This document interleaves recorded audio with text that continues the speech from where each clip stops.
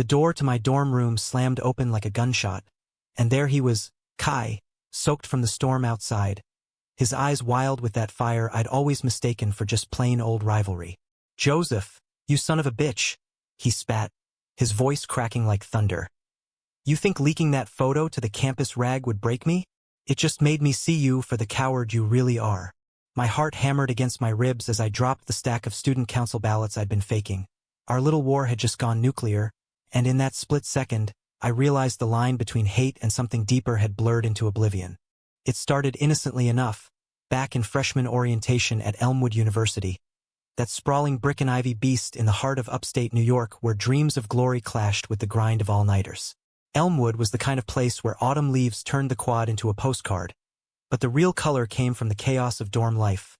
Rowan Hall, our concrete jungle of cinderblock walls and communal showers that smelled faintly of regret and Axe body spray.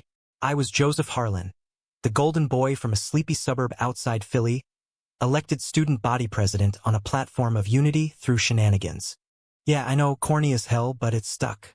At 20, I was all charisma and clipboards, the guy who could rally a crowd for a food drive or a midnight pizza run. And then there was Kai Rivera, the transfer from California with sun-bleached hair, a surfer's build, and a smirk that said he was here to disrupt everything. Kai moved into the room across from mine mid-semester, after some lacrosse bro flunked out in a haze of Red Bull and regret. Our first encounter was a classic dorm skirmish. I'd hung a banner in the hallway proclaiming Rowan rules, "Vote Joseph for Prez," and he'd retaliated by TPING my door with recycled campaign flyers from last year's loser. Harmless fun. I laughed it off to my roommate, but deep down it stung. Kai wasn't just some prankster. He was sharp, the kind of guy who quoted Auden in casual conversation and volunteered at the campus LGBTQ+ center without making a big deal of it. We were both out, me since high school, him since he could walk, but in that hyper-macho dorm ecosystem, it was like walking a tightrope over a pit of sideways glances and no homo jokes. The rivalry escalated like a bad rom-com montage, but with higher stakes. We'd compete over everything. Who could pull the bigger turnout for floor events, whose playlist dominated the common room speakers, even whose fantasy football team tanked harder. I'd sabotage his coffee runs by accidentally spilling creamer in the lounge fridge. He'd hack my alarm to blare show tunes at 3 a.m. The guys on the floor ate it up, dubbing us the dorm dynamic duo or, on rough nights, the grudge gods. But beneath the barbs, there were moments. Stolen glances during late-night study sessions in the lounge, when the fluorescence hummed like a heartbeat, and I'd catch him watching me with something softer than scorn. "You're not as straight-laced as you pretend, Prez," he'd tease, his voice low, and I'd fire back with a pillow toss to hide the flush creeping up my neck. By spring, with elections looming, the pranks turned pointed. I was gunning for re-election, promising more inclusive programming, queer mixers, mental health panels, the works.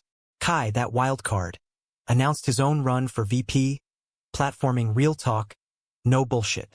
The campus buzzed. Suddenly, our dorm spat was campus news. We'd debate in the quad under those ancient oaks, crowds forming like it was a WWE SmackDown. Joseph's all-talk unity? More like uniformity, he'd say, his hazel eyes locking on mine, challenging. I'd counter. Kai's chaos disguised as change. We need structure, not stunts.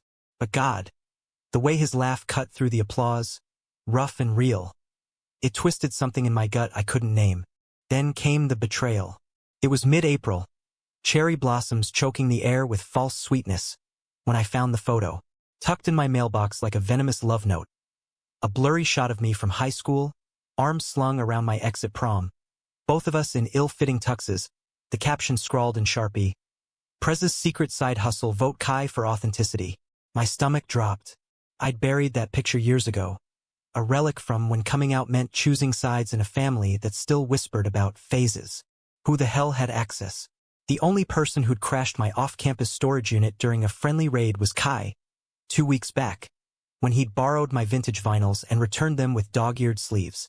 Rage boiled over. That night, in the dim glow of the student union basement where the paper's ragtag staff holed up, I slipped an anonymous tip. A screenshot of Kai's private Insta story, him at a protest downtown, sign reading, "Defund the pigs, a cab forever." Elmwood was liberal. Sure. But the admin board was a nest of old guard donors who flinched at anything louder than a bake sale. An eye for an eye, I told myself, hitting send. Harmless escalation, right? Wrong. By morning, the campus daily splashed it across page 1. VP Hopeful's radical rants? Is Kai too extreme? Kai cornered me in the dorm hallway that evening, the storm outside mirroring the one in his eyes. Rain hammered the windows like accusations, and the floor was deserted. Everyone else holed up for finals prep or cheap beer. That's when he burst in, the door banging against the wall, his hoodie dripping puddles on the scuffed linoleum. "Joseph, you son of a bitch," he spat, his voice cracking like thunder. "You think leaking that photo to the campus rag would break me? It just made me see you for the coward you really are." I stood there, ballots scattering like confetti from a funeral, my pulse thundering. In that raw, electric silence, the air thickened with everything we'd buried. The pranks masking flirtations, the debates veiling desire. "You leaked mine first," I shot back, voice steadier than I felt, stepping closer until we were inches apart, the heat of him cutting through the chill. "That photo? It could have cost me everything: votes, respect, my goddamn sanity." His face crumpled, not in defeat, but in something achingly human. Regret laced with resolve. "I found it by accident, Joe. During the vinyl raid. I was pissed about your banner blocking my door, yeah. But I didn't send it to out you. I was gonna talk to you. Confront you like adults." A bitter laugh escaped him. "But you beat me to it." "My post? That was from last summer, before I toned it down for this circus. Now the whole school's painting me as a thug." The hallway seemed to shrink, the world narrowing to us two, rivals turned raw, exposed. I wanted to shove him, scream, anything to reclaim the high ground. Instead, my hand found his shoulder, gripping the damp fabric like a lifeline. "Why didn't you just say that? We're supposed to be on the same side." His eyes, stormy and searching, met mine, and in them, I saw the mirror of my own fear. The terror of vulnerability in a place that preached acceptance but thrived on facades. Because I thought, hell Joe, I thought maybe if I pushed hard enough you'd push back for real. Not this shadow war. You. Time fractured. His words hung there, a confession wrapped in shrapnel, and suddenly the pranks replayed in my mind. Not as battles, but as bids for attention, clumsy courtship in a world that didn't teach queer boys how to flirt without fists. The climax hit like a rogue wave. I yanked him forward, our foreheads colliding in a clumsy clash, breaths mingling hot and ragged. "Kai, I." But he was already closing the gap, his lips brushing mine. Not a kiss, not yet, but a question. The hallway lights buzzed overhead, casting long shadows that danced like ghosts of what we'd almost lost. We broke apart gasping, the storm outside easing to a drizzle. "This rivalry," he murmured, thumb tracing my jaw. "It was never about the dorm, or the election." I nodded, the weight of it crashing down. The betrayal wasn't just the leaks. It was us, hiding behind hostilities because admitting the pull, the ache, felt riskier than any scandal. We talked then, really talked, slumped against the lockers with rain pattering like reluctant applause. He confessed the loneliness of transferring east, chasing a scholarship but landing in a sea of strangers. I spilled about the pressure of the presidency, the facade of unflappable Joe masking a kid terrified of failing the community I'd sworn to uplift. The fallout was brutal. My re-election squeaked by on sympathy votes, but the trust fractured. Whispers in the quad about dirty tricks, side eyes in the cafeteria. Kai dropped his VP bid, channeling his fire into the LGBTQ+ center instead, organizing panels on intersectional activism that drew crowds I envied. Our dorm floor? It split like a fault line, half cheering the drama, half begging us to bury the hatchet. But we did more than that. Late nights turned from sabotage to strategy sessions, plotting real change. A dorm pride week, ally trainings that actually stuck. The pranks? They morphed into inside jokes.